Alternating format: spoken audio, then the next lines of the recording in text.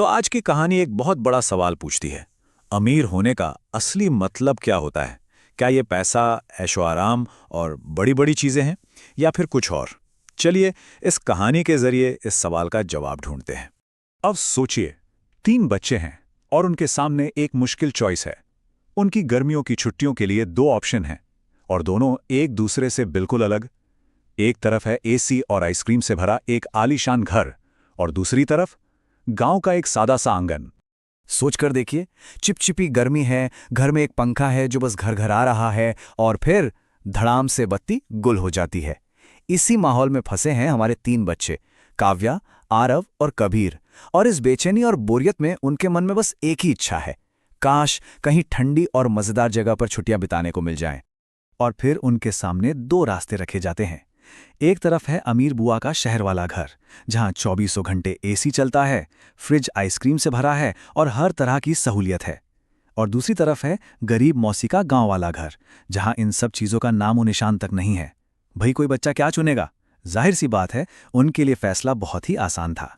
और बस बच्चे पहुंच गए अपनी सपनों की छुट्टियों पर अमीर बुआ के घर। शुरू में तो सब कुछ बिल्कुल वैसा ही था जैसा उन्होंने सोचा था, लेकिन उन्हें क्या पता था कि इस चमक दमक के पीछे की सच्चाई कुछ और ही निकलने वाली है।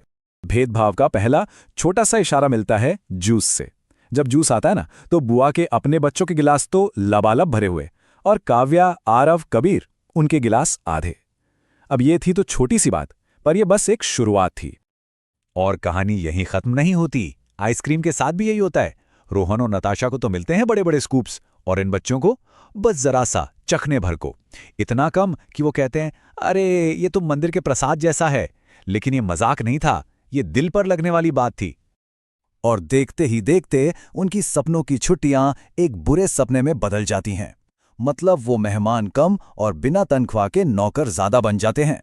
झाड़ू पोछा करो, एसी वाले कमरे में घुसना मना है, फ्रिज का ठंडा पानी नहीं, मटके का पानी पियो। यहां तक कि खाने को भी पिचपिचे आम दिए जाते हैं।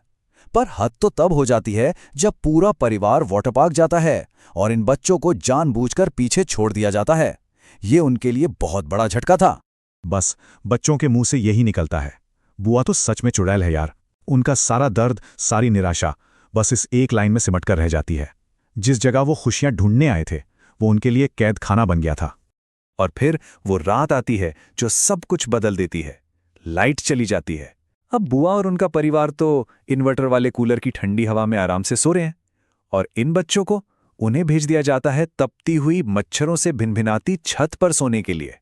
बस यही वो पल था जब उन्होंने फैसला कर लिया कि अब यहां 1 सेकंड भी नहीं रुकना है। तो अमीर बुआ के घर से इतने बुरे अनुभव के बाद बच्चे एकदम डरे हुए थे। अब उन्हें जाना था गरीब मौसी के गांव, और सच कहें तो वो बिल्कुल भी जाना नहीं चाहते थे। उन्हें क्या पता था कि यह सफर उनकी जिंदगी का सबसे बड़ा सबक बनने वाला है।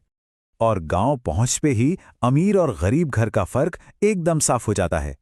कहां अमीर बुआ जिन्होंने बच्चों को एसी वाले कमरे के पास भी नहीं आने दिया, और कहां ये गरीब मौसी जिन्होंने घर का जो एक ही पंखा था वो भी बच्चों की तरफ घुमा दिया और खुद गर्मी में सोईं। प्यार और अपनेपन का इससे बड़ा सबूत क्या होगा? गरीब मौसी के घर में हाँ, पैसों की कमी थी, पर प्यार की कोई कमी नहीं थी। बच्चों को मिली ठंडी ठंडी लस्सी, पेट भर के मीठे आम, और रात को जब वो मच्छरदानी में सोते तो मौसी हाथ वाले पंखे से हवा करती रहती। और तो और जब काव्या नदी में डूबने लगी तो मौसी ने अपनी जान की परवाह किए बिना उसे बचाया। यही तो है असली दौलत, असली देखभाल। और जब गर्मी हद से ज्यादा बढ़ गई तो मौसी ने दिखाया अपना कमाल का जुगाड़। देखिए इसे, देसी एसी, पंखे के आगे बर्फ से भरा एक बड़ा सा टब, बस, और हो गई ठंडी एसी जैसी हवा। ये जुगाड़ बताता है कि आराम देने के लिए महंगी चीजों की नहीं, बल्कि दिल में प्यार और थोड़े से दिमाग की जरूरत होती है। और बस इसी ठंडी हवा में बच्चों को जिंदगी का सबसे बड़ा पाठ मिलता है। उन्हें समझ आता है कि बुआ के महंगे एसी की ठंडी हवा में वो बात नहीं जो सुकून मौसी के इस प्यार भरे जुगाड़ में है। असली मजा चीजों में नहीं, रिश्तों की गर्माहट में है। तो अमीर घर और गरीब घर दोनों जगह छुट्टियां बिताकर बच्चे वापस घर लौटते हैं। लेकिन अब वो पहले जैसे बच्चे नहीं थे। इन गर्मियों ने उन्हें वो सबक सिखाया था जो शायद कोई किताब कभी नहीं सिखा सकती। हाँ, तो उनका सफर अब पूरा हो चुका था। उन्होंने एक आलीशान हवेली की कड़वाहट भी चखी और एक टूटे फूटे घर की मिठास भी। अब वो अच्छी तरह जान चुके थे कि असली अमीरी दीवारों की ऊंचाई में नहीं, बल्कि दिलों की गहराई में होती है। लेकिन कहानी अभी खत्म नहीं हुई है। अब सीन में आती हैं दादी, और उन्होंने अपनी अमीर बेटी को सबक सिखाने का एक बहुत ही अनोखा तरीका सोचा। उन्होंने बुआ और उनके बच्चों को घर बुलाया और उनके साथ ठीक वैसा ही बर्ताव करना शुरू कर दिया जैसा बुआ ने इन बच्चों के साथ किया था। और फिर जब बुआ ने सुना कि कैसे घर के लोग मेहमानों के लिए अपना अकेला ठंडा कमरा भी छोड़ने को तैयार है, तब जाकर उन्हें अपनी गलती का एहसास हुआ। उनकी आंखों से आंसू बहने लगे। और इस पूरी कहानी का जो सार है वो दादी के इन शब्दों में है, जो वो अपनी गरीब बेटी यानी बच्चों की मौसी से कहती हैं। घर बड़ा होने से कुछ नहीं होता बेटी, दिल बड़ा होना चाहिए।